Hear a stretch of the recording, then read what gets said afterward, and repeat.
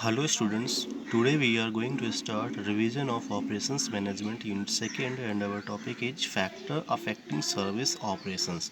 That is कोई भी service operation है, कोई भी सर्विस प्रोसेस है, उसमें कौन कौन से फैक्टर्स को अफेक्ट करते हैं. तो designing a service process system involve a careful consideration of factors related to services. That is जब भी हम लोग कोई सर्विस को डिज़ाइन करते हैं तो उसमें हम लोग जो भी उससे रिलेटेड फैक्टर्स होते हैं क्या उसको अफेक्ट कर सकते हैं, कौन से इस फैक्टर को और इम्प्रूव कर सकते हैं सर्विस को, इसको बहुत ज़्यादा ध्यान में रखना होता है, कंसिडरेशन में रखना होता है. Various factors such as location, facility design, layout for effective work flow ETC should be decided while designing services process. अब जैसे लोकेशन कहाँ पर सर्विस प्रोवाइड करनी है, फैसिलिटीज़ कौन कौन सी देनी है, लेआउट क्या है सर्विस का, उसका प्रॉपर प्लान क्या है, ये सारी चीज़ें पहले से ही हम लोग डिसाइड करके रखते हैं जब हम सर्विस को डिज़ाइन करते हैं. Apart from this the following factors should be considered in the process design and implementation. तो that is the service itself. कौन कौन से फैक्टर हैं? पहला तो हमारा service itself, consumer oblique customer participation in the process, location of service delivery, level of customer contact, degree of standardization and complexity of the services. ये total कुछ factors हैं, 6 फैक्टर्स हैं जो भी किसी भी सर्विस को डिज़ाइन करते हैं तो वो उसको ध्यान में रखना होता है. The service itself, the importance of the actual process in service delivery is being recognized of late. Basically जो भी सर्विस हमारी है उसका इम्पोर्टेंस क्या है, उसका बेसिक रोल क्या होगा. By employing some principle the service and delivery process can be designed, implemented and monitored.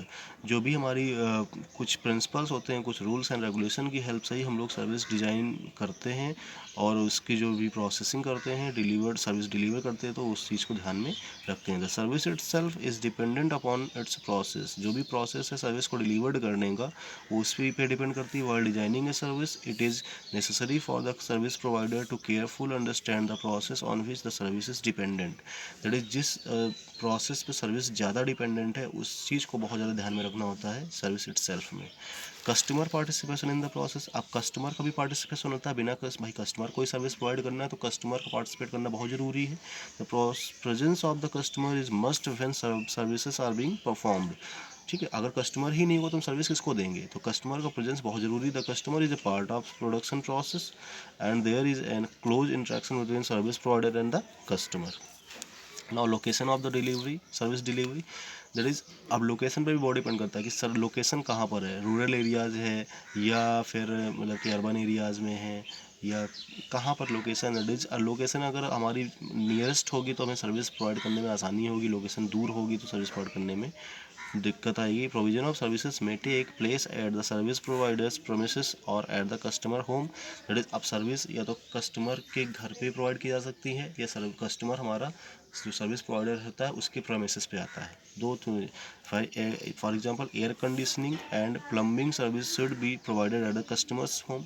अब जो भी मतलब प्लम्बिंग का काम करना है तो कस्टमर के घर पे जाके ही करना पड़ेगा. ठीक है, जबकि ड्राई क्लीनिंग करवाना है क्लॉथ की तो या बैंक में जो भी कोई प्रोसेसिंग करनी है तो बैंक जाना पड़ेगा, तो कस्टमर को जाना पड़ेगा. ड्राई क्लीन के लिए कपड़े को लेकर कस्टमर को जाना पड़ेगा किसके, सर्विस प्रोवाइडर के प्रोमिसेस पे.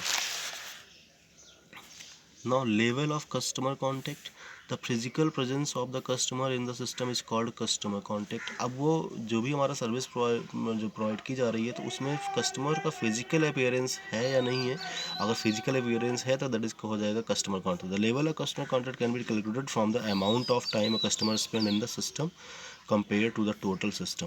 दैट इज मान लीजिए किसी भी सर्विस को देने में 10 घंटे का टाइम लगता है तो अब उस 10 आवर्स के ड्यूरेशन में कस्टमर जिसको सर्विस दी जा रही है वो कितनी देर तक प्रेजेंट रहा, ये हमारा होता है level of customer contact. Now degree of standardization. The services may be standardize और कस्टमाइज्ड. दैट इज कस्टमर की नीड के अकॉर्डिंग सर्विसेज को स्टैंडर्डाइज कराया जाता है या उसको कस्टमाइज किया जाता है. In case of standardize services are delivered in a very standard format. Standardized services designed for high volume with a focused service. For example, pre recorded message provided by telephone customer companies, that is पहले से ही जो भी recording होती है pre recorded, मतलब same type की कोई service आ गई रिपीट हो रही तो वही रिकॉर्डिंग हम लोग प्रोवाइड कर देते हैं जिससे कि वो सुन के उस काम को कर सकता है। Now complexity of the service, complexity refer to the steps involve in delivering services to customer, that is complexity का मतलब यही है कि हम लोग कितना उसको आसानी से सर्विस प्रोवाइड कर रहे हैं कस्टमर को या फिर उसको कॉम्प्लेक्स कर रहे हैं, दैट इज स्टेप्स कौन कौन से हैं। अगर बहुत ज़्यादा स्टेप्स हो जाएंगे तो कॉम्प्लेक्स हो जाएगी, अगर बहुत कम स्टेप्स हैं तो हमारी सर्विसेज आसान हो जाएगी प्रोवाइड करना। तो डिपेंड करता है कि स्टेप्स पर ही डिपेंड करता है complexity. The degree of complexity can be measured on the basis of the number of activities, कितने नंबर ऑफ एक्टिविटीज़ उसमें हैपन हो रही हैं which contribute towards the service delivery. For example doctor service is highly complex, क्योंकि doctor service तब तक वो सारी जांच नहीं करा लेता तब तक प्रॉब्लम नहीं पता चल पाती किसी भी पेशेंट की, तो ये हाईली कॉम्प्लेक्स सर्विसेज में आती है। Thank you.